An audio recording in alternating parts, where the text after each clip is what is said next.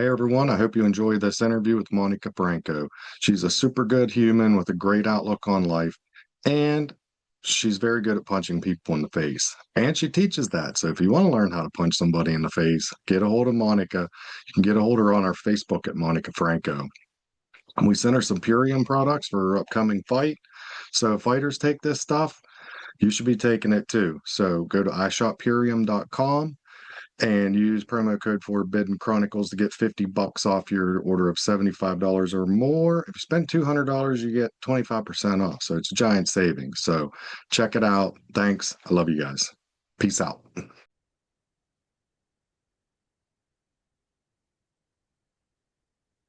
So let me ask you the big question.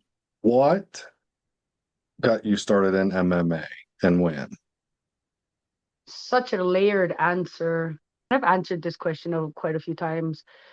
I started in martial arts when I was 15. I'm 40 now. I don't know what year that would be, but I started in martial arts at 15.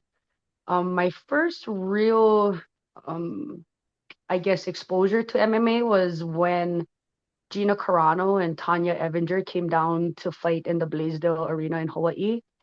And I was, obviously up until that had happened, I was, had the arts background in this and that, but that was probably the spark of it all for me, was when I saw them fight and I just really wanted to do it.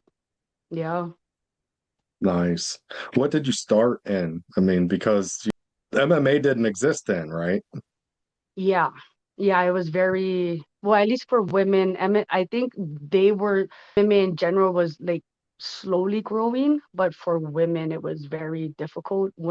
I'm sorry though, your question was when did I start the art? No, no, no, no. That wasn't your question.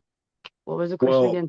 yeah, martial arts, because MMA technically, like everybody was a Sure, kickboxer, a boxer, a sure. wrestler. So, I mean, real MMA training didn't start until what, 10 years ago, maybe, right? Yeah. Like Mhm. true MMA. Yeah. So did you start as a boxer, a kickboxer? How did you? Yeah, yeah, yeah, I did as a striker with Taekwondo, and then Oh, that nice. yeah, so I had done Taekwondo, that program had kickboxing, so I'd obviously do both. Got my black belt in Taekwondo. But yeah, as far as that part, that was when I was 15. That's when I first started, uh, which was probably like over 20 years ago or so now. And then yeah, it did transition into MMA. And even that too, like how you said, there wasn't really like fight teams or any of that. So you really had to like search out for just combative sports where they had like offered different skills, but it wasn't put together like how you're saying. It was like strictly Muay Thai or strictly Jiu-Jitsu or whatever it was. So I had to go that route for sure and dabble in that as well. So that started in '08 for me, the MMA part and looking for different gyms and stuff. So yeah, I hope that answered your Nice. question. Yeah, yeah, that's perfect. Yeah. So being from Hawaii, uh, fighters like BJ Penn and Max Holloway seem to be very spiritual with their fighting. Is that a Hawaiian thing? Y- I feel like it might be. I do. It's funny you bring that up because I've been told that before too when I competed in like Invicta and even when every time before I fight, I always like kneel down and say a prayer before I step in. I mean, I would have to assume it's just a cultural thing and a Hawaiian thing to be connected on some type of spiritual level, whatever that may be, you know. Yeah, I do. It definitely seems like it. You just there's so much history with Hawaii and what do you call it? I had the name here and now I'm losing the name. It's the spiritual name in Hawaiian. Oh geez. I'm gonna be mad at I will tell myself here you. now. I'm Hawaiian. I'm supposed to know this, but I know I wish I knew I too, but I'm Um, still learning about our culture. mana, Huh? mana is the Mana. spiritual power of life Power. force. Yeah, yeah, yeah. I, Yeah, uh-huh. okay. Yes, All right. mana. That, yes. That's Yep, yep, that's what I was looking for right there. Uh, yes. That mug is so cool. I love that mug. do you have Spencer's where you're at? The Do I store have what? Spencer's? The store called We might. Spencer's? We might. I know back home they did, but I know what you're talking Yeah. about, Spencer's. Yeah, That's that's so where it's funny. from. Okay. Spencer's is kind of like Hot Topics too. Oh Remember Hot? yeah. Uh, Yeah, yeah. yeah. My best Uh, friends used to shop there all the time. Sorry. no, you're good. You're good. It's that's a fun store for sure. They did away with them all here, but we went to Pittsburgh, I don't know, around Christmas time, and they had these mugs there, and I said, well, I have to have that. Nice, nice. I might have Um, to tell you something. You're into aliens?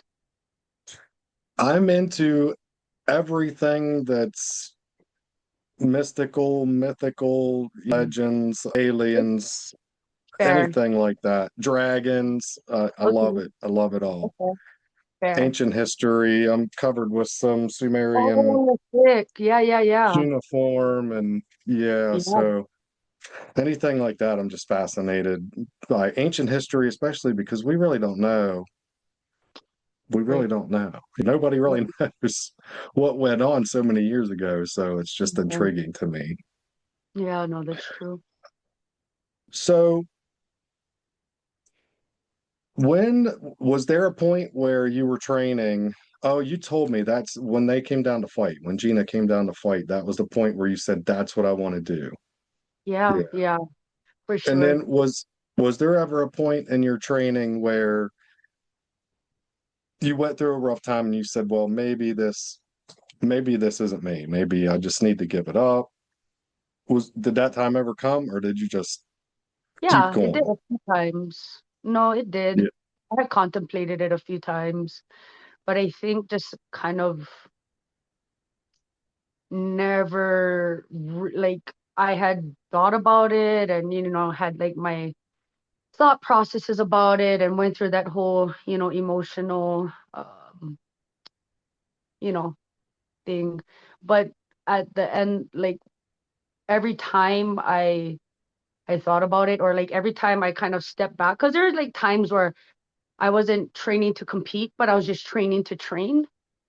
um it's just something that never I could ever like, no, it was just too hard, to think about not being able to train, or to think about not giving everything that I could into my competition before calling it a quits. So yeah, I had yeah, those moments, absolutely. but I I fought through it. I did have those The down moments pain, though. the pain of quitting was worse than the pain of training, right? Yeah, So, yeah, yeah, and just like the pain of uh that's a good word. I guess just the pain of not fully living up to the potential that I see within myself. I mean, nobody else does because this society. But yeah, just for me, just the pain of knowing that there were moments uh when I was in Invicta, and then I had bigger aspirations of pushing to the UFC, which I genuinely feel, had I had like just better life management tools and learning how to manage addictions and all of that stuff, I probably would have had a better opportunity to put myself in a position to fight for UFC. But it just didn't pan out that way for whatever reason and in that moment. And uh prior to me having UFC aspirations, I had Invicta aspirations. That was my first one when I first started MMA, and I knew I wanted to get into it.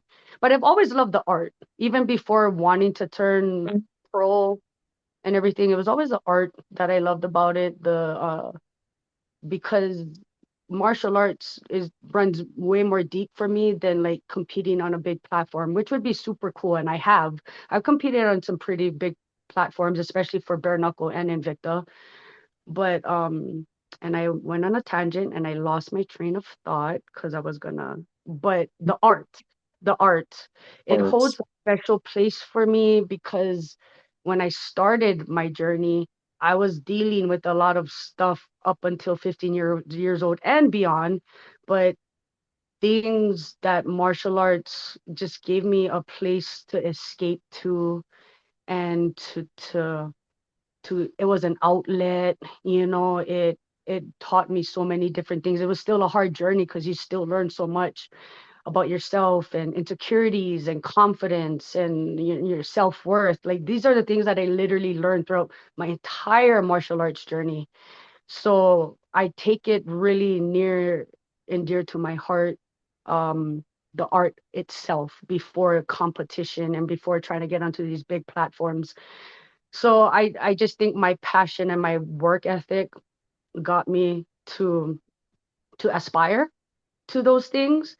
And then again, like I said, if I had the right management tools at the time that I did when I was aspiring for bigger after I got into Invicta, yeah, I think I would have been in UFC. I do. I think I'm really that good. And now I'm here at Bare Knuckle and it's a really good platform. It's growing and I'm not wanting to, screw that up. And now that I actually do have the management tools of life and everything that you deal with outside of life, that can, when you don't know how to handle it correctly, it does affect you as a fighter. It does, if just it just affects you. So, um, yeah, I look to push for a belt at some point with bare knuckle. And I probably know I went on a tangent here, so I hope that kind of all made a little bit of sense. But That's good. It's all good. So how do you deal with those things, the inner battles of fear and pressure and critics? How do you deal with that stuff? I think it's a combination of a lot of different things. I think whatever your spiritual connection is, whether it's with God or Buddha or a higher source power, something of goodness, I think that helps. Just looking at other examples of people in your life that have gone through trials and trying to learn from them. And then unfortunately, just your own personal experiences to, just know that that's not what we want to do. Or if you do that, it's going to just screw up whatever, this path or whatever. So it's just a combination of different life experiences, other people in my lives. And then just listening to a lot of my biggest mentor was always Kobe Bryant, like ever since like I was a kid. I love his work ethic. I love his story, but for what he talked about in like a lot of his podcasts was like really breaking it down and compartmentalizing, like why are you fearing this and why this, why that. So just really kind of having that inner search with certain things that I fear and bringing it to the table and understanding like, okay, I might get knocked out. That's just part of the sport. It happens. Yeah, people go and say trash or whatever. It happens. Okay, I might get cut. Whatever it is, I might, all these things that you might be afraid of, looking stupid, not performing well, la, la, la, la.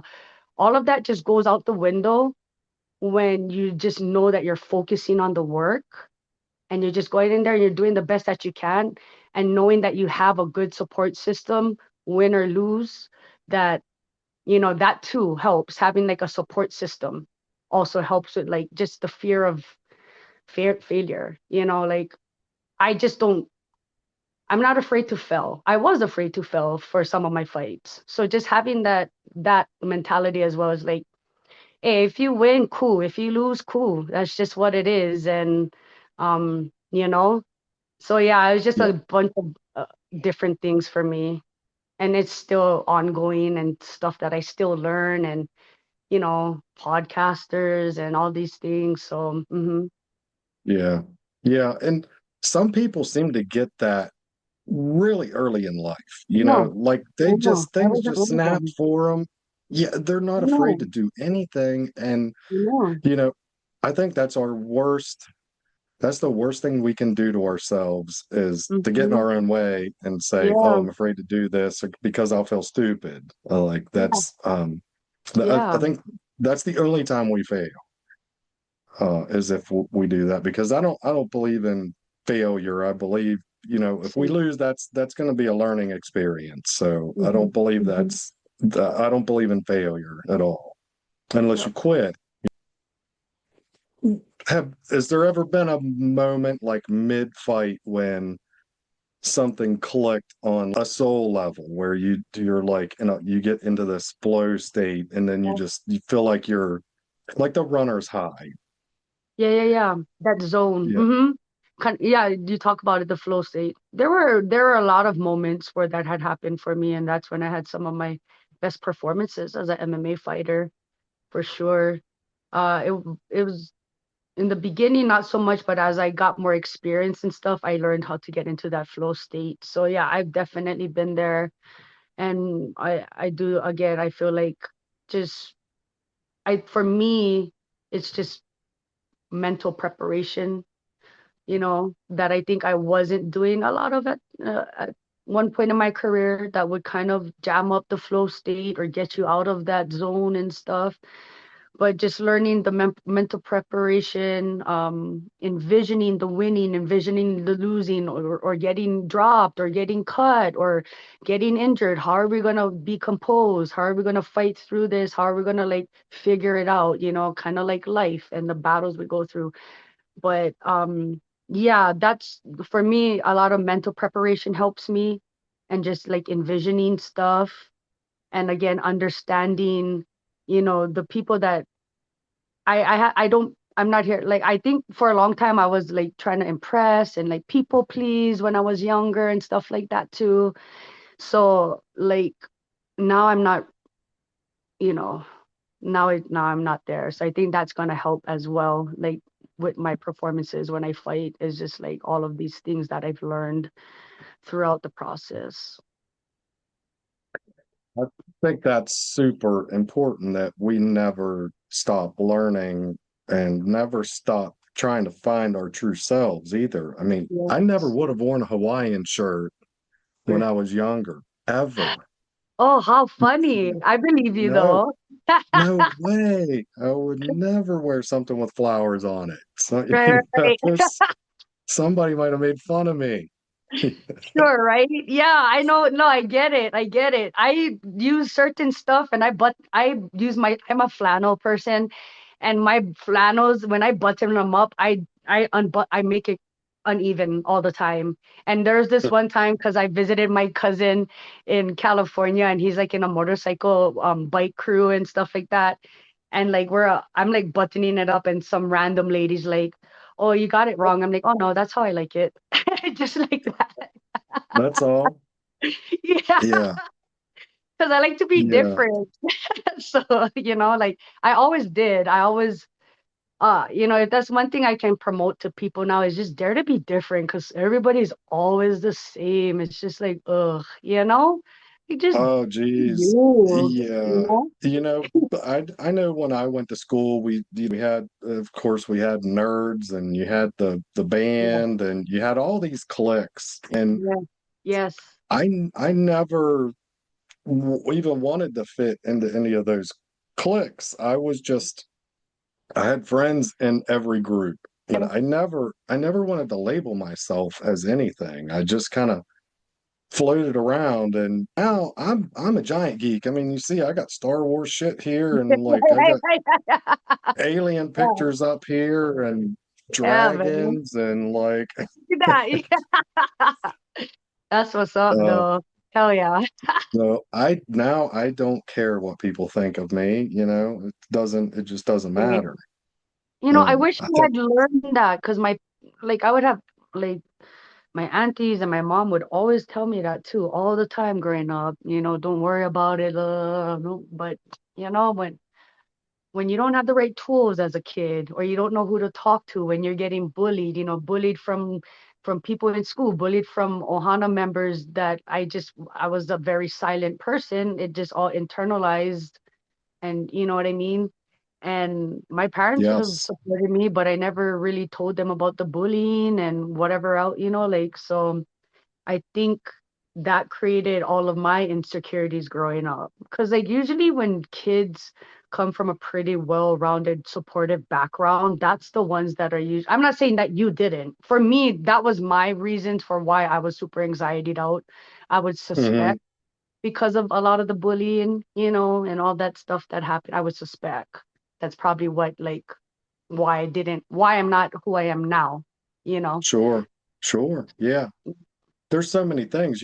I was a latchkey kid. My parents both worked, so I mean, You're I like, yeah, was yeah, making myself bologna sandwiches or cheese and ketchup sandwiches when I was 10 right. years old.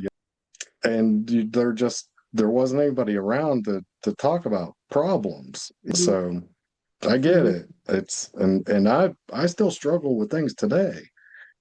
And we all do. I think if someone that says they're not struggling with something, they have to be lying about it.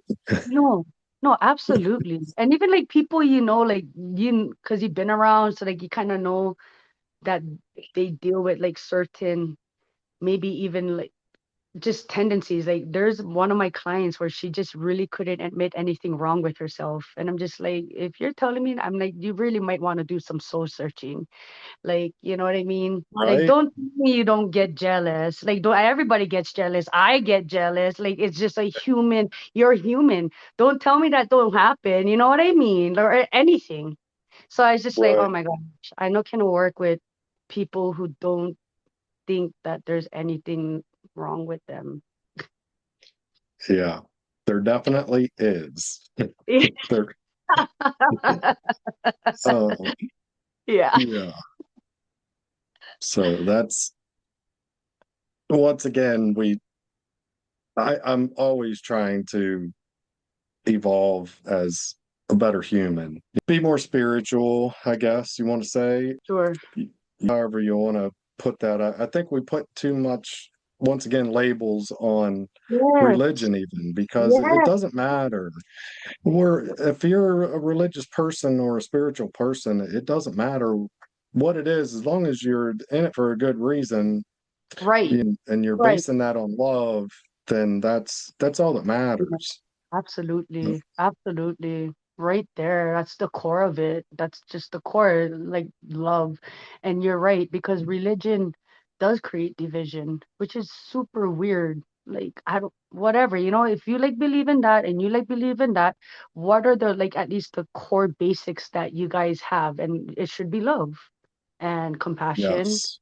and kindness and figuring out how. We're not saying take advantage of us. We're not saying that what Mm, people do aren't wrong. We use discernment. We use discernment on, like, stuff like that. Because I mean, there's a yeah. lot of people who are in religion and they ain't the best people. You know what I mean? And then you got Yes, people, I and, do. and Yeah. again, like, I can't. Then there's people who have that argument, right? Oh, look at them. They're supposed to be this. We all human. We all make mistakes. My point is, just have respect for each other. If you believe in that, cool. Just don't be doing horrible shit to kids. Don't be doing horrible shit to humanity. We're Right. good. You know, Yep. I know a Hey, lot it of shouldn't. atheists are really good people. Sorry. No, it's okay. It's really not that hard to be a good human. It's there's not that much involved in it. You just have to be nice. That Crazy. that's it. Just be nice to people. Yeah. Yeah. I want to bring back I think it was in the might have been the early '90s, the sticker that said "Mean People Suck." I didn't even know Remember there was those? a sticker. I know, I don't remember it now, but I that's a good Oh, one. yeah, That's a good they one. were big around here back. It was like, I don't know, maybe late '80s, early '90s or something. Okay. A lot of people had them. I'm like, I need to bring that back, put a new logo on it or something. Nice. You should. That's the other thing is technology, especially with Gen X, us. Mm, It's just like it seemed like we had all this time where life was very easy, and now it's not so easy. We have to learn all these new things. Right? So, does any of that play into your training? Like, Like the world we live in now, as opposed to like growing up and training. I yeah, feel yes and no. I think because now combat sports has so much more exposure through technology, I think that's a great thing. I think uh people who earn the right to get there, and they use their social media or whatever for to like expose it, cool. Where it gets kind of like frustrating for me is, and it's still kind of like I'm balanced on, I mean I get it, but I get frustrated when there's people who just have a really heavy influence, or they're looking for like with certain promotions, like OnlyFans girls get a that's where it gets a little bit tricky, is when like people who haven't been in the game, and yeah, they can maybe partially scrap, but they haven't dedicated their life to it, getting the opportunities does frustrate me. However, I've just come to accept that that's just the politics of life. Unfortunately, it's frustrating. So just kind of learning how to fight with the life politics. um so yes and no on the technology for me, and the training, and sometimes like mentally, it's more mentally hard for me, I would have to say, as opposed to like physically hard.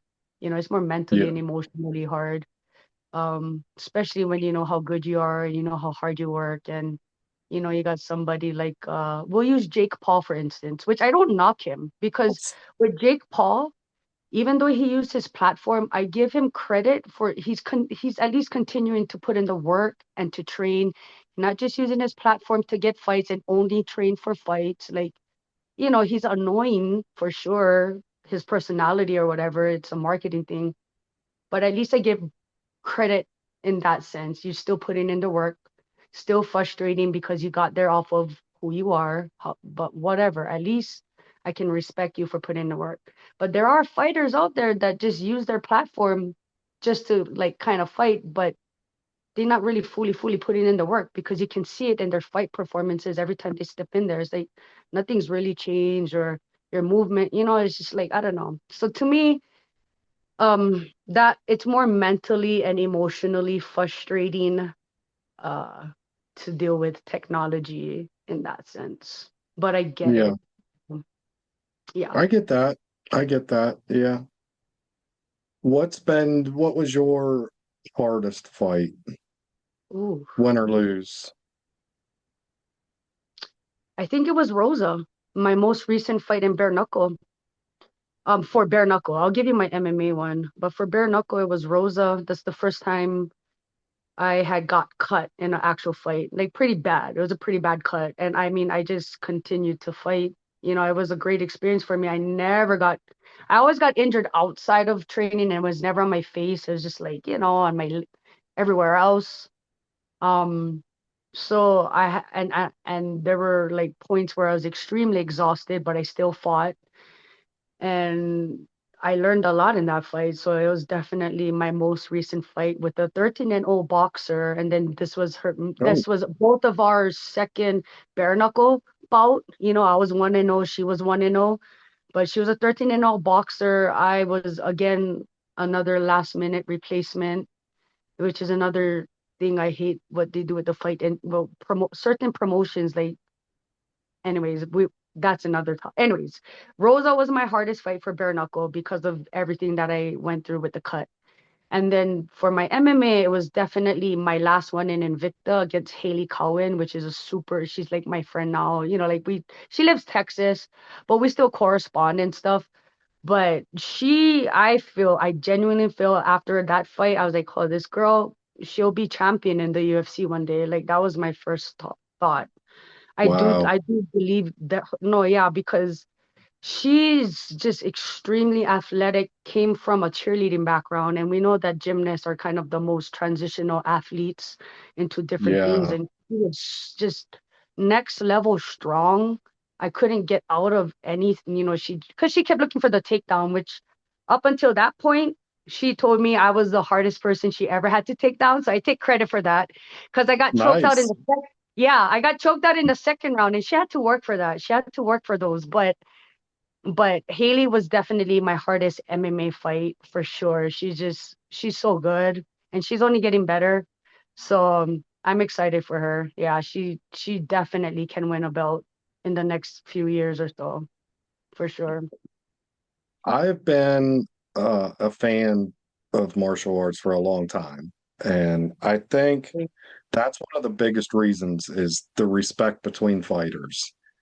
I mean, it's so admirable to see after a fight, after someone this weekend, the title fight, those guys Yeah, punched each other in the face for 5 rounds. And then they're best friends after, they're yeah, hugging yeah, and telling each other great job. And I yeah. think that has to be my favorite thing. It gives me hope for humanity when I see that, because if we can beat each other up and test our skills and then train together for our next fight and be friends, Yep. then we can get along with anybody, Most you know? fighters, because I've made a lot of connections with fighters after we fought, and we would sometimes train together. Or, I mean, not all of them, but a lot of them. We Yeah. would like cross train, and um, I'm I understand like whatever gun rights and stuff. Like I'm not against that, but I'm also just not a fan of weapons. Like if people gotta beef it out, I think that's one of the safest things to do is like get yourself into a gym or a competition where you can hash it out.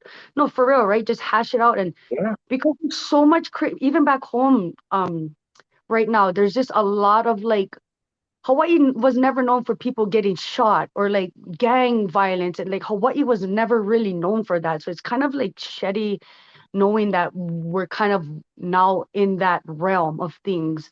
But like for us, it's just like we scrap them out, you let it out. It's old school. If you get something, then maybe rematch or whatever. But like I think that like controlled violence and aggression isn't a bad thing for people who need it. You know what I mean? I honestly think everybody should have to do some form of martial arts for a couple years. I think Mhm. because I even do. just for the respect part, Yeah. to learn a little bit of respect about other people and to get humbled. I Yes. did I did jujitsu for a while, and I'm gonna tell you what, man, I thought I could fight. Sure, sure. Same. Until I went to jujitsu. And then I was like, what's going on here? Like someone that knows jujitsu and someone that doesn't, you just have no chance. Yeah. It's such an Yeah. amazing thing to learn. It's crazy. Yeah, no, it's true. You don't have any chance, you know. I but I'm just a fan of combat sports or just the art, whatever it may be. Because some people, like for me, I love bare knuckle because I don't need to do with takedowns anymore. I still learn it and I did practice it, but I think it's probably because of where I grew up too in Waianae. You watch a lot of scraps and it's bare knuckle scraps and it's striking. Yeah, yeah, you kind of get taken down, but like people in Waianae, they stand and they trade. You know what I mean? Like they go back and they go forward. They don't really like look to to get them down on the ground for. It could have changed now, but like when I was growing up and there were like high school scraps or neighborhood scraps, it was always just blow for blow. So it's probably my upbringing as to why I gravitate more towards things that are heavily with like striking. But with that being said, I am so grateful for my MMA career and my experiences and learning grappling and all that stuff because I use it now. I'm not against it one bit. Um, I'm more like Greco-Roman, like wrestling kind of a thing, like with that upper body. I can do that. I'm more skilled at that for sure, and head positioning and all that stuff than I am with jujitsu. But yeah, definitely. But that was going to be my next question for you was what you liked better about MMA and bare knuckle. Like what do you like best about both of those? Evidently you like the bare knuckle though because you're doing it. I do. I do. Um, I do. I love bare knuckle. So I love the fact that obviously there's no takedowns in bare knuckle, but I like it's just fun. It's probably one of the most freest. I just felt so free fighting bare knuckle more than anything, not worrying about all the other strikes. Not saying that um I don't want to like discredit bare knuckle fighters just because we only dealing with one attribute, like, or just these certain elements of fighting. But that's why I love bare knuckle. I feel really free. I don't have to worry about takedowns. I like you. There's dirty boxing, so you can do Greco-Roman stuff. You can look for a little bit of control and score up in the clinch. So I like all of that about um bare knuckle. I think had I been more confident in my jujitsu, I probably would fight more the way I do now in bare knuckle and like kind of press up against them and like score. But because that was always my flaw. Striking was, people always took me down. They knew, even Haley, she did that to me too because she knew what my striking pedigree was.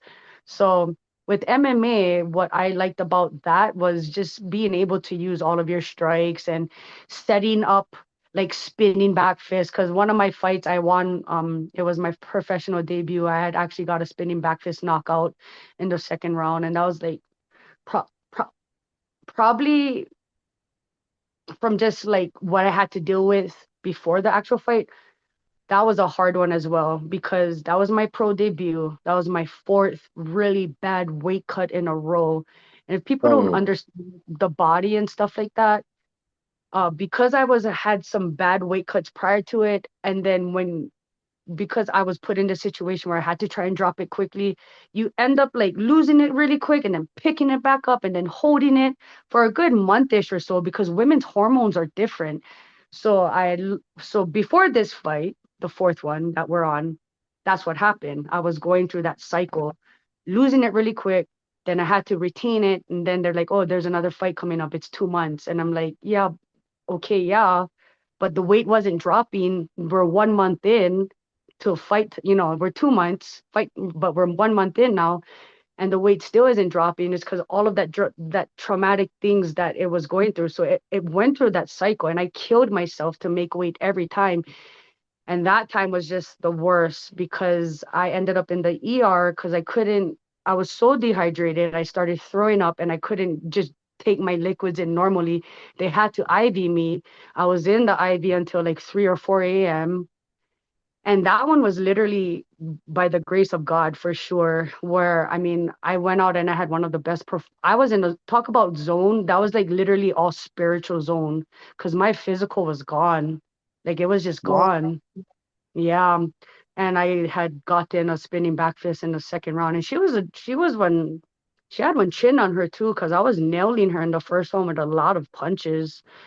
And I mean, but yeah, so for me, for MMA, being able to use spinning techniques and all of my techniques is something that I do kind of miss because if I could set up and do like spinning back fists or like knees and elbows and stuff, then I probably would catch people way more in bare knuckle Muay Thai, I guess.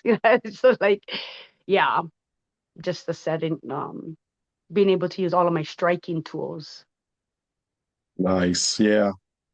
Yeah. What do you think is most misunderstood about fighters? What do you think that people think about fighters that's not really true? Like, oh, they don't really train a lot. They were able to fight since they were a kid, or you know what I mean? Is So, there anything like that that you encounter that people think that's not really true? yeah, well, I'll go off of what people normally think. So when I first start training people and I give them kind of like combative application and things like that, they don't I don't think people realize the coordination that goes into it, the actual athleticism, the actual to make it look so fluid and so smooth and your chin is down, and you're dancing. It takes a lot of years. So a lot of people tend to be like, oh yeah, I can throw a punch. But there's a way to throw a punch, a correct punch, a good punch. So I think people kind of get that common misconception like, oh, everybody can fight. Yeah, everybody can fight, but then Hmm. there's a actual skill set involved. And I think sometimes we get looked past as in that sense, like, like our skill set sometimes, I feel. I mean, maybe even our IQ, sometimes some fighters out there don't give us like the best look, so they kind of make us look dumb. I think fighters are very intelligent, I think Yeah. they're very intelligent. Like, so yeah, I think just common misconceptions is that like our IQ or like the fact that it's easy to do things when it's not, and they quickly realize that once they start training with you. And probably, yeah, those two things stick out to me. Yeah. Those are good. Yeah. Yeah. What advice would you give to young girls that want to fight, but they're afraid of being judged or getting hurt? Sure. Yeah, you're gonna get that no matter what. You're gonna get judged. You'll feel out of place and uncomfortable, but you'll find your people. I mean, if you really love it and it's something that you really want to do, don't put those limitations on yourself, because you will find your people in the process. You will get there as long as you put in the work and you believe in yourself. I think that anybody can do anything really. So for just them understanding that it's going to be uncomfortable, but it's not always going to be uncomfortable, because you're going to grow, you're going to learn more about yourself, you're going to get more confident, you're going to get more self-worth and all of those things. But until you start to go through the process, it's never going to happen. And again, if it's something that you really, really, really want to do, then just expect those things. Expect that it's going to be hard, but it's going to be worth it. And it's fun. It's not like boring. It's you learn something new all the time. It's good for your mental health. Uh, but yeah, expect the ups and the downs, but it's worth it. If you love it, it's worth it, you know? Yeah. And I think people are definitely better off being busy with whatever that is. I do too. Because if you sit around, you start thinking too much and Yeah. you end up sitting around more because you're sitting around. It's like Um, laziness is a contagious thing. yeah, Um, absolutely. so so I think the busier we stay, definitely the better off we are. Um, Yeah. Yeah, I agree. Because it just gives you a sense of purpose as well, you know? So, yeah, yes. it keeps you out of trouble too. We all get into trouble, but it does do a better job of keeping you out of trouble, when you have that focus or when you have that purpose. Or, what the funny thing is, it's just like, it's so weird how I feel like so many people are still somewhat sleepwalking through life. Like, if you really are that miserable at your job, yo, go do something else and figure it out. We Right? all go at the here's what I'll tell the little girls too. We all end up in the same place anyways, and we all go and die regardless. So you might as well do what you want to do here and now before you progress on to wherever you believe you're progressing on to, because this is it. This is it right here for mortality. Don't be afraid. We all end up in the same place. We all start from nothing. We all end up with nothing, because you can't take anything with you anyways, except for the mana'o that you absorb, and the mana that you absorb. Like really, like, I don't know. I hope people just stop sleepwalking through life and find their passions. So many people don't like, or they lose their passion, you know? Yeah. So, yeah. I read a book by Napoleon Hill called Outwitting the Devil. And in there he talks about those people, he calls them drifters. And when you think about that, it's like a boat drifting down a river with no Right. motor or no oars, and you're just at the will of wherever the current takes you.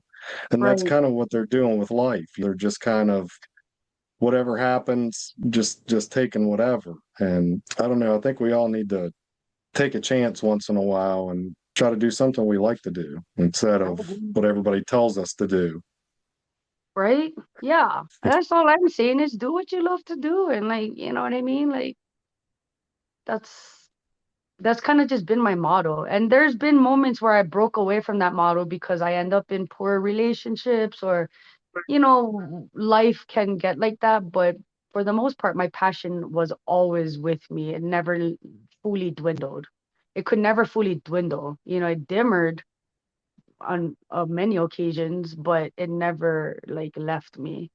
And I just hope that other people can find that too. And it doesn't just whatever it is can be, the period. Like, just hope people find that. Sure.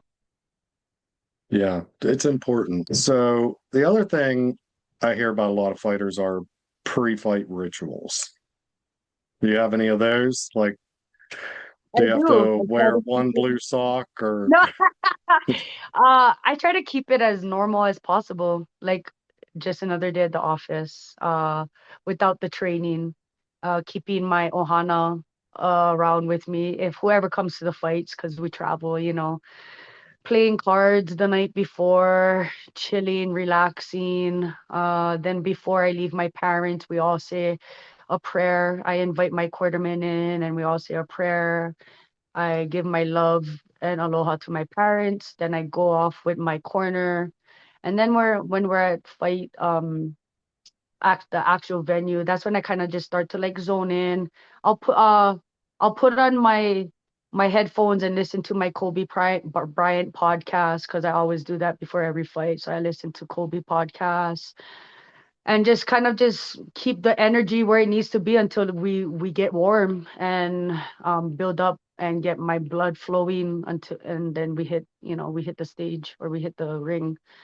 So, but yeah, for me, just I've done many different things. I've done the isolation at times. I kind of had to do a little bit of experimenting. And for me, what works for me, because everybody's different. One of my managers, fighter Jillian, she actually won the Invicta FC title as a strawweight a couple of years ago. For her, she's completely different. She needs isolation. It's only her cornerman or what specific people. She doesn't like to talk to people, not even our manager. And I'm opposite. I talk, I'm really ohana. So for me, that's what it is. Just keeping things, yeah, just keeping it as normal as possible. yeah, Yeah. that's beautiful though. I mean, I would think you would want to try to keep things as normal as possible to keep I- your brain off of what's about to happen. Right, right. Yeah, absolutely, absolutely. But then once I'm in there, like once we go to the venue, I start to zone in more. I start to like visualize everything that we've worked and I start to do all that visualization stuff when we're there. But I just found for me, it just takes out too much energy emotionally when I don't need it to. And that's why I just, I play cards or we talk story or that's basically what it is, playing cards and talking story. So yeah. Yeah, that's awesome. That sounds like a great night to me. Yeah. Uh, so I sent you some supplements. You're getting some joint flex Okay. and apothecary from Purium. Heck yeah. So I hope you enjoy those. Oh, That should take some of the stiffness out of you after training and help you sleep. okay. Okay. And so you can give us a little review on that. Oh Hopefully it yeah. works out good for Absolutely. you. I'm sure it will. It's the apothecary is like it's there's something in that. I don't know what it is, but it's it makes me sleep, man. I love it. Good.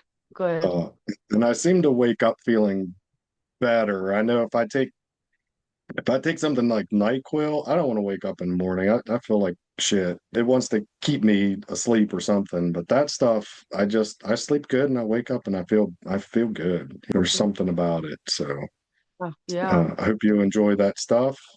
Yeah. I really will. I appreciate that so much. So mahalo nui loa for sure. No problem. No problem. I loved having you on. It was great. Uh, Yeah, I well, enjoy it. So, I appreciate the time. So Yeah. And a lot of people want to know these questions. For curious people, I've done some Chunkukdo karate and jujitsu, but I never had any fights. I was about 20 years too late. Sure. Uh, by the time I found it, I was already in my 30s. So Okay, there okay. was really no sense for me to even try it. So I did some training and stuff, and I love that to stay in shape. I mean, Yeah, yeah, it's incredible for staying in shape. yeah.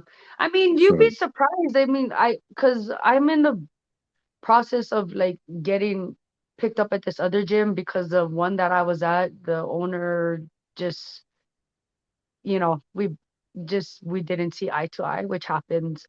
But there's like some moms and dads in there. Like they do just basic amateur stuff. I'm not saying that that's what you'll do, but like, you know, um, it's a good skill set to keep on practicing.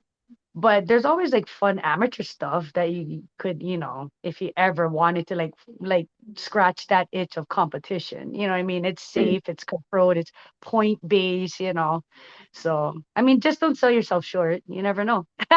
yeah, I mean, that's yeah. the I mean, basket, I still have yeah, and I still have a heavy bag I hanging see. up, and yeah, I still go out there and hit that heavy bag. I love the heavy bag though. That's one of my favorite tools is the heavy bag for Yeah, sure.